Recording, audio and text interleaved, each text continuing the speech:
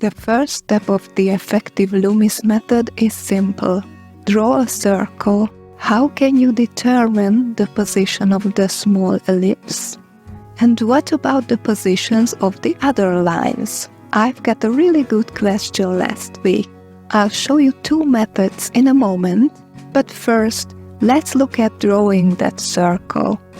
Let's say you're very brave and you're not drawing the circle with a compass or a special ruler or some kind of object, but with your free hand.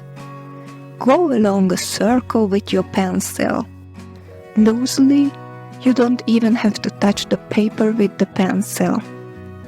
Then, make the same loose movement a few times over the paper and without stopping, lower the pencil tip.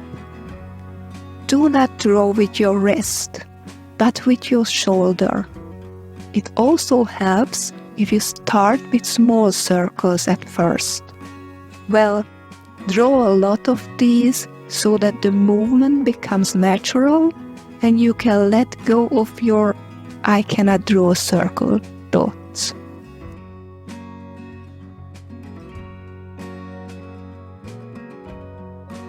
Practice makes perfect. Oh no! So, according to the Loomis method, the small circle or ellipse is about 2/3 of the diameter of the big circle.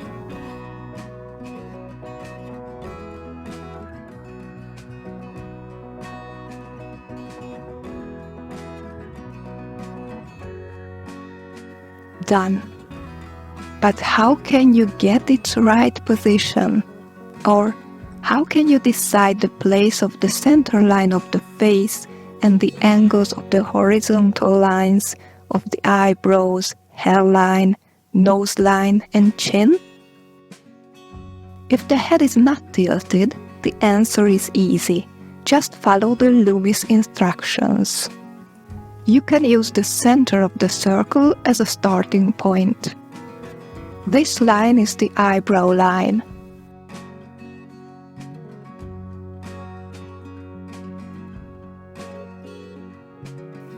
Just divide the top line into 3 equal parts to get the hairline.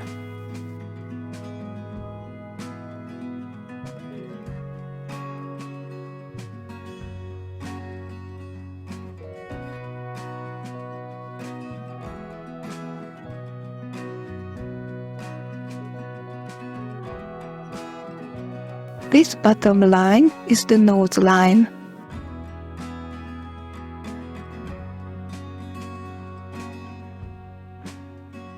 The head is not so round like a sphere, so, according to the Loomis method, you have to slice off a fairly thin slice on both sides. This front view drawing looks like this from the side view.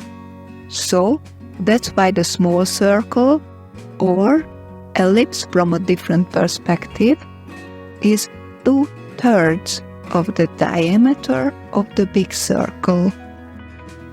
If you divide the line between the brows and the nose into 3 parts, you'll get the eye line.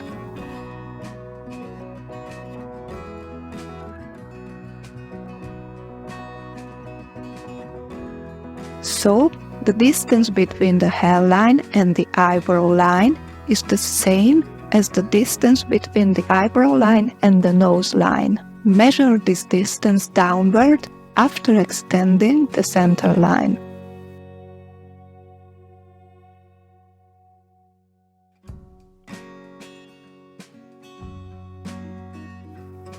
You get the chin line.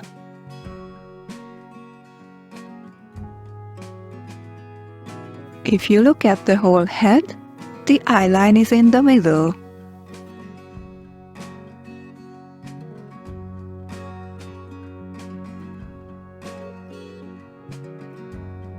So, the head can be easily drawn with a ruler, a compass, or you can draw the head with your free hand if you have the head facing you, not tilted or turned to any side.